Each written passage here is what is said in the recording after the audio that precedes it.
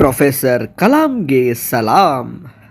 ನಮಸ್ಕಾರ ಪ್ರಿಯ ವೀಕ್ಷಕರೇ, ಶ್ರೀ ಗೋಪಾಲ್ ಕುಲಕರ್ಣಿ ಯೂಟ್ಯೂಬ್ ಚಾನಲ್ಗೆ ತಮ್ಮೆಲ್ಲರಿಗೂ ಸ್ವಾಗತ ಸುಸ್ವಾಗತ. ಪ್ರೊಫೆಸರ್ ಕಲಾಂ ಎಂದೇ ಕರೆಸಿಕೊಳ್ಳುವ APJ ಅಬ್ದುಲ್ ಕಲಾಂ ಅವರು ಹೇಳಿದ 3 ಘಟನೆಗಳು ರಾಮೇಶ್ವರದಲ್ಲಿ ಪ್ರತಿ ವರ್ಷ ಸೀತಾರಾಮ ಕಲ್ಯಾಣೋತ್ಸವದ ಸಂದರ್ಭ.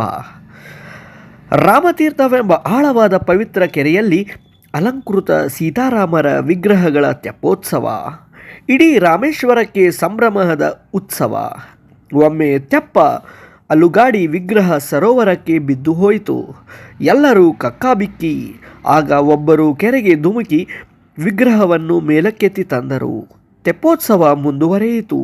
ವಿಶೇಷವೆಂದರೆ ಹಿಂದೂ ಉತ್ಸವದಲ್ಲಿ ಭಾಗವಹಿಸಿ ತೆಪ್ಪ ನಿರ್ಮಿಸಿಕೊಟ್ಟವರು ವಿಗ್ರಹ ಕೆರೆಗೆ ಉರುಳಿದಾಗ ಅದನ್ನು ಮೇಲಕ್ಕೆತ್ತಿ ತಂದವರು ಅಬ್ದುಲ್ ಕಲಾಂ ಅವರ ಮುತ್ತಾತ. ಅವರ ಕುಟುಂಬಕ್ಕೆ ಪೂಜಾ ಸಮಯದಲ್ಲಿ ಅಗ್ರ ಗೌರವ ನೀಡಲಾಯಿತು. ಅಂದು ವಿಗ್ರಹ ಸುರಕ್ಷಿತವಾಗಿ ದೊರೆತದಕ್ಕಾಗಿ ರಾಮೇಶ್ವರಂತಹ ಮಸೀದಿಯಲ್ಲಿ ವಿಶೇಷ ಪ್ರಾರ್ಥನೆ ಸಲ್ಲಿಸಲಾಯಿತು. ಇಸ್ರೋದ ಮುಖ್ಯಸ್ಥ ಡಾಕ್ಟರ್ ಸಾರಾಭಾಯ್ ಅವರಿಗೆ ಸಂಶೋಧನಾ ಕೇಂದ್ರದ ಸ್ಥಾಪನೆಗೆ ಕೇರಳದ ತುಂಬಾ ಎಂಬ ಊರಿನ ಒಂದು ಜಾಗ ಸೂಕ್ತ ಪ್ರದೇಶ ಎಂದು ಕಂಡುಬಂದಿತು.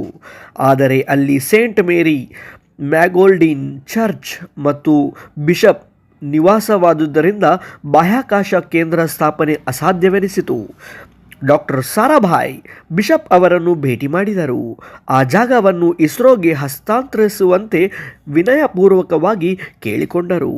ಬಿಷಪ್ ಅವರು ನಸುನಗುತ್ತಾ ಮರುದಿನ ಮಾತನಾಡಲು ಬರುವಂತೆ ಸೂಚಿಸಿದರು. ಮರುದಿನ ಭಾನುವಾರದ ಪ್ರಾರ್ಥನೆ ಸಭೆಯಲ್ಲಿ ನೆರೆದಿದ್ದ ಜನರನ್ನುದ್ದೇಶಿಸಿ ಬಿಷಪ್ ಹೇಳಿದರು, ಮಕ್ಕಳೇ, ಸುಪ್ರಸಿದ್ಧ ವಿಜ್ಞಾನಿ ವಿಕ್ರಮ್ ಸಾರಾಭಾಯ್ ನಮ್ಮೊಡನಿದ್ದಾರೆ. ಬಾಹ್ಯಾಕಾಶ ಸಂಶೋಧನಾ ಕೇಂದ್ರ ಸ್ಥಾಪನೆಗಾಗಿ ನಮ್ಮ ಚರ್ಚ್ ಮತ್ತು ನಿವಾಸದ ಜಾಗವನ್ನು ಕೇಳುತ್ತಿದ್ದಾರೆ. ವಿಜ್ಞಾನ ಮಾನವದ ಬದುಕನ್ನು ಸಮೃದ್ಧಗೊಳಿಸುತ್ತದೆ. ಧರ್ಮ ಮಾನವನನ್ನು ಮನಸ್ಸಿಗೆ ಶಾಂತಿ ನೆಮ್ಮದಿ ತರುತ್ತದೆ. ಅಂದರೆ ವಿಜ್ಞಾನ ಮತ್ತು ಧರ್ಮದ ಕೆಲಸ ಒಂದೇ.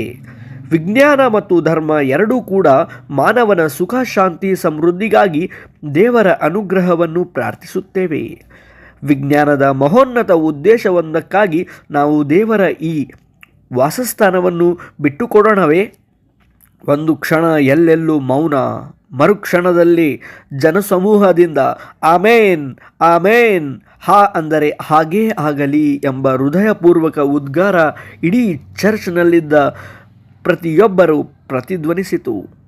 ಸಂಶೋಧನಾ ಕೇಂದ್ರ ಸ್ಥಾಪನೆ ಅಲ್ಲೇ ಆಯಿತು. ಕಂಚಿಯ ಮಠದ ಪಕ್ಕದಲ್ಲೇ 300 ವರ್ಷ ಹಳೆಯ ಮಸೀದಿ ಇತ್ತು. ಮಠಕ್ಕೂ ಮಸೀದಿಗೂ ದಿನನಿತ್ಯ ಸಹಸ್ರಾರು ಜನ ಬರುತ್ತಿದ್ದರು. ವಾಹನ ಸಂಚಾರ ನಿಯಂತ್ರಿಸುವುದು ಕಷ್ಟ ಸಾಧ್ಯವಾಗಿತ್ತು.